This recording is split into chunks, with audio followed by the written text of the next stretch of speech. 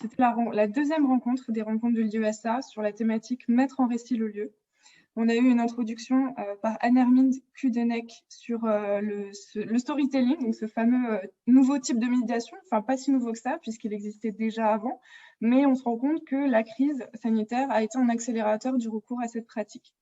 Il y a une grande diversité de formats, et c'est ce que nous ont témoigné un certain nombre d'intervenants, donc à commencer par Laurence Bagot de Narrative, qui nous a parlé du parcours sonore du son binaural, qui permet de vivre, d'incarner, de ressentir pleinement une expérience donnée. Donc, l'objectif, c'est de raconter des histoires pour transmettre. Ensuite, Élise Dumonteil de Ask Mona nous a parlé de dialogue avec les institutions, de conversation, avec un enjeu pour le musée des Augustins qui a été cité en exemple, d'avoir à la fois un côté ludique, mais aussi une grande richesse de contenu.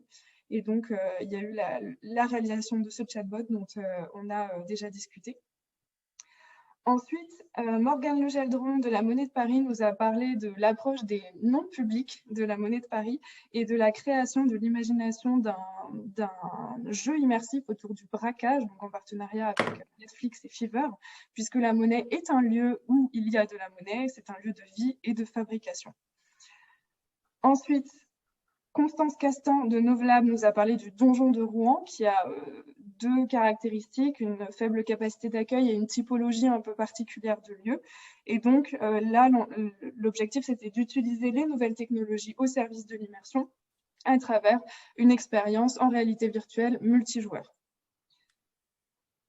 Jérôme Fillet, lui, du Crabe Fantôme, nous a parlé des Fontenautes, donc cette expérience en narration transmédia à la base d'un carnet de personnages réels ou fictifs, et donc une narration qui se positionne entre fiction et réalité. Pardon.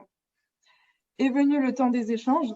On s'est interrogé sur les apports dans la réouverture de ce storytelling et de la suite. Donc, comme ça a déjà été dit, il y a eu un vrai accélérateur de réflexion et c'est peut-être le seul point positif qu'on peut attribuer à la crise. Il a été évoqué que le visiteur numérique est un visiteur à part entière et non juste un pré-visiteur. On a parlé de loisirification, j'ai repris le terme sans savoir non plus si ça existait, et de nouvelles écritures, et aussi du fait de rassembler différentes industries créatives. Et l'humain dans tout ça, il faut réfléchir à un projet global, créer du lien, continuer d'interroger nos publics sur leur satisfaction. Les médiateurs conservent une légitimité, ne pas hésiter à continuer de prendre la parole. Ne pas oublier non plus l'importance de concevoir aussi en amont, donc avec l'image de la petite graine et de la plante, présenter peut-être la plante un peu qui a déjà un petit peu poussé, et aussi ne pas confondre médiation et scénarisation. Elisabeth Graville, elle, nous a fait une ouverture sur l'international à travers des exemples d'expériences empathiques. Donc un exemple aux États-Unis et un exemple au Royaume-Uni, avec l'importance du questionnement, enfin une démarche de questionnement par design, donc une réflexion itérative qui a été mise à l'épreuve du public, dans un aspect low cost d'ailleurs. Et donc au Royaume-Uni, l'interrogation de ce regard photographique en se positionnant du point de vue soit du bourreau, soit de la victime.